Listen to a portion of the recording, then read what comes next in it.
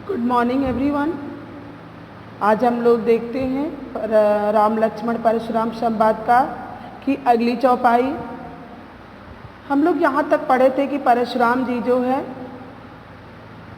लक्ष्मण जी से कह रहे हैं कि मैं तुम्हारे माता पिता के बारे में सोचकर ही तुमको छोड़ रहा हूँ, नहीं तो मेरा फरसा इतना कठोर है कि वो गर्भ में पल रहे बच्चे पर भी दया नहीं दिखाता या रहम नहीं करता। यह सुन करके लक्ष्मण जी जो हैं वो बोल रहे हैं कि बिहसु लखनु बोले मृदु बानी, अहो मुनीषु महाभट मानी। मुस्कुराते हुए मधुर वचन में बोले लक्ष्मण जी बोले कि हे मुनि, आप महान योद्धा हैं। महाभट मीन्स महान योद्धा हैं। पुण्य पुण्य मुँह ही देखा वो कुठारू। पुण्य पुण्य में पुनरुक्ति प्रकाश अलंकार। आप बार बार मुझे अपना फरसा, कुठारू मीन्स फरसा, दिखा रहे हैं। चाहत उड़ावन फूकी पहाड़ो, क्या आप फूंक करके पहाड़ को उड़ा देना चाहते हैं। देखिए यहाँ भी उनको थोड़ा व्यंग्यात्मक शब्दों में ही बोल रहे हैं कि हे ऋषि, मैं मानता हूँ कि आप महान योद्धा हैं और बार बार आप अपने फरसे को दिखा करके मुझे डराना चाहते हैं, पहाड़ को फूंक करके उड़ा देना चाहते हैं। तो सुनिए, यहाँ कुम्हाड़ बतिया को नहीं, जे तर्जनी देखी मर जाही। करेगी तो आप भी सुनिए, यहाँ पर कोई कोहड़े की बतिया नहीं है। जो तर्जनी उंगली मतलब जो अंगूठे के पास वाली उंगली है, जो तर्जनी देख के मर जाती है, मतलब उनके कहने का ये है कि मैं भी कोई कायर नहीं हूँ जो आपके बार बार फरसा दिखाने से मैं डर जाऊँगा। उन्होंने इसके लिए उदाहरण पेश किया है कि हमारे लोक में ये प्रचलित है, कहानी है या कहावत है या प्रचलित है कि कोहड़े की जो छोटी बतिया होती है, जो छोटा छोटा फूल के बाद अभी बहुत छोटा रहता है, उसको अगर तर्जनी उंगली से दिखा दीजिए तो वह सूख जाती है।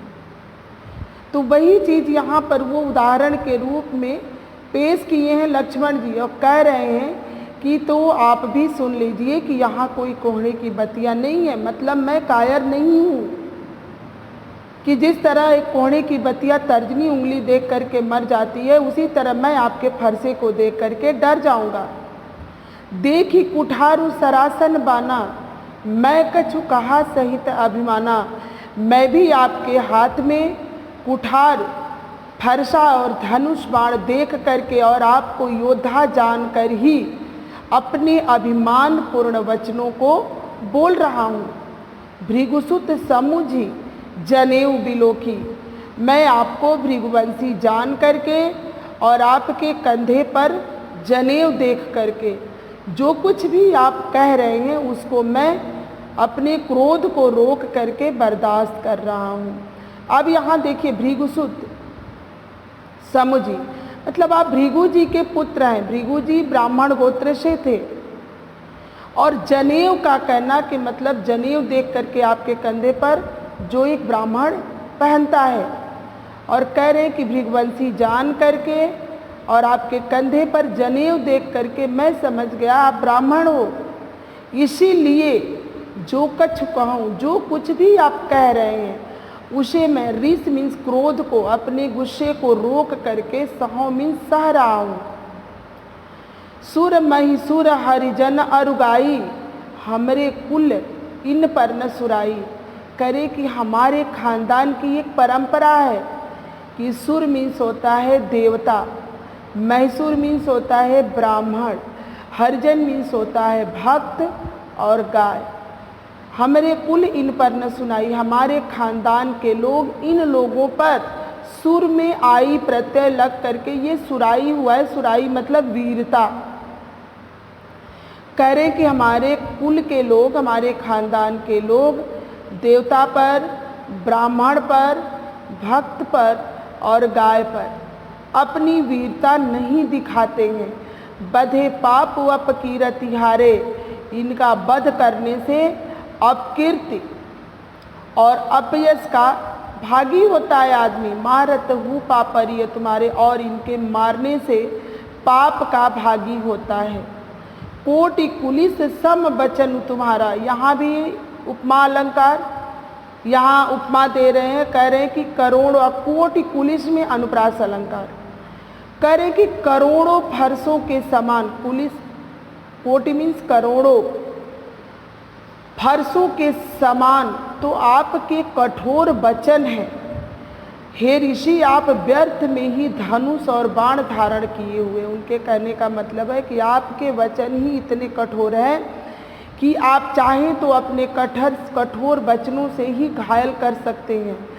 आप व्यर्थ में ही धनुष और बाण धारण किए हुए हैं। जो बिलो की अनुचित कहेऊ, क्षमहु महामुनि धीर, सुनि सरोस भृगुवंश मणि, बोले गिरा गंभीर।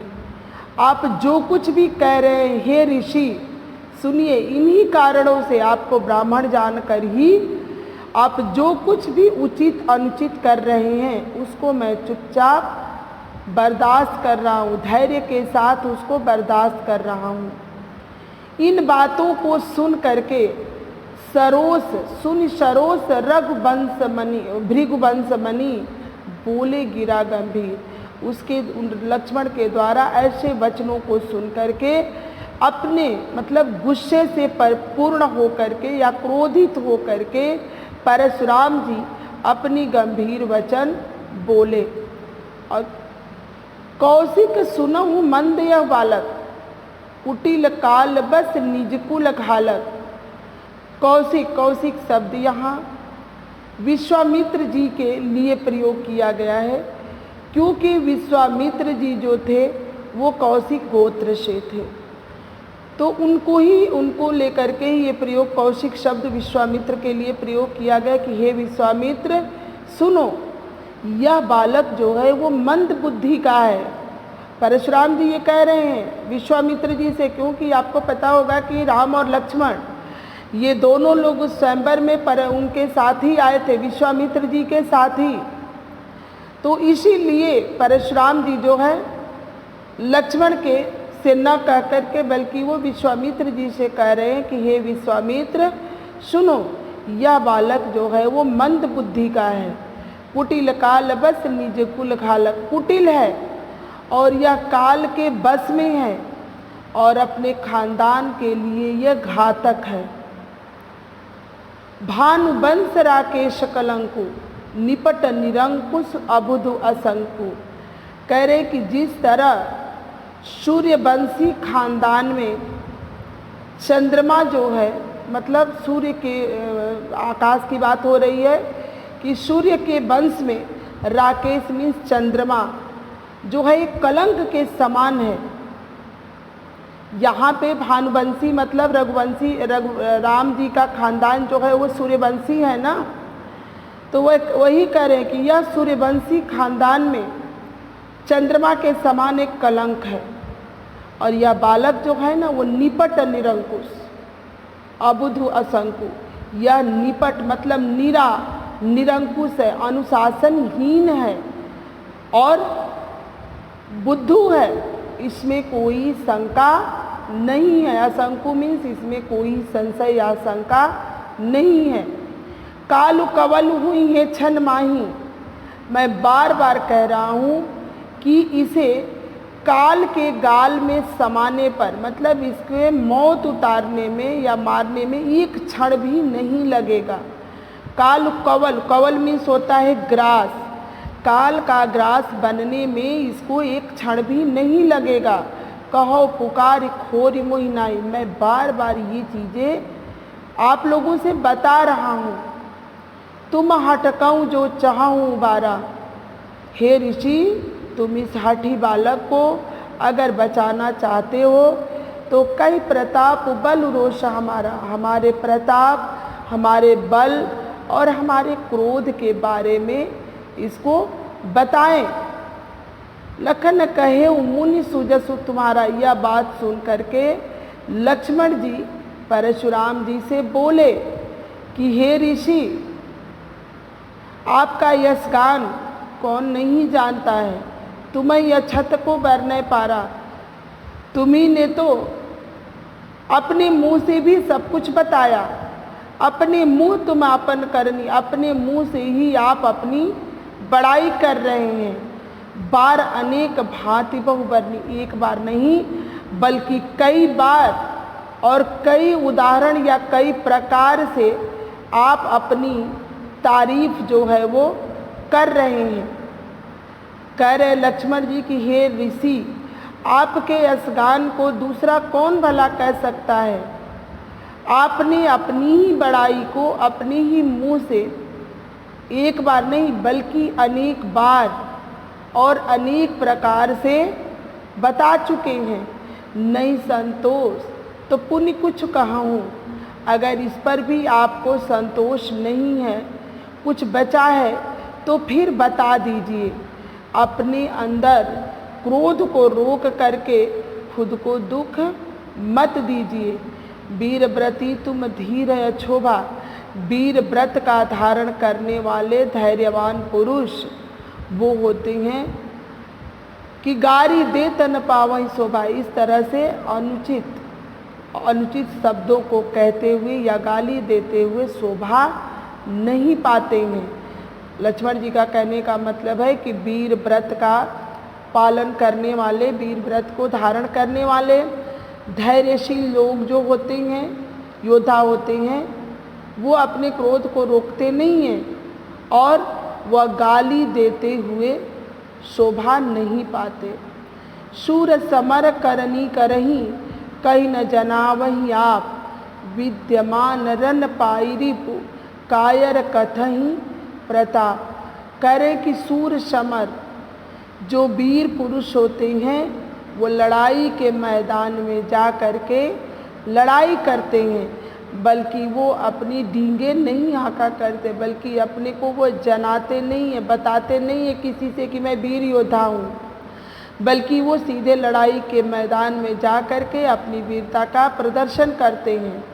और जो कायर होते हैं वो विद्यमान रन पायरी कायर कथई प्रताप। और जो कायर होते हैं जब लड़ाई के मैदान में खड़े होते हैं तो उस समय वो लड़ाई न करके बार बार अपने को कह करके अपने दुश्मन को जनाते हैं, बताते हैं कि मैं बहुत वीर हूँ।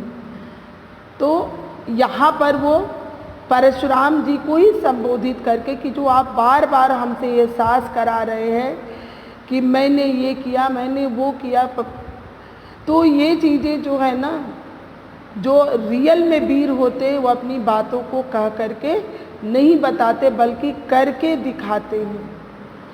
तो आज इस दोहे के साथ आज की ऑनलाइन क्लासेज आपकी यही समाप्त होती है और इसके नेक्स्ट जो आगे का दिया हुआ है आपका वीडियो चौपाई, उसको मैं अगले वीडियो में आपको सेंड करूंगी। तब तक के लिए धन्यवाद।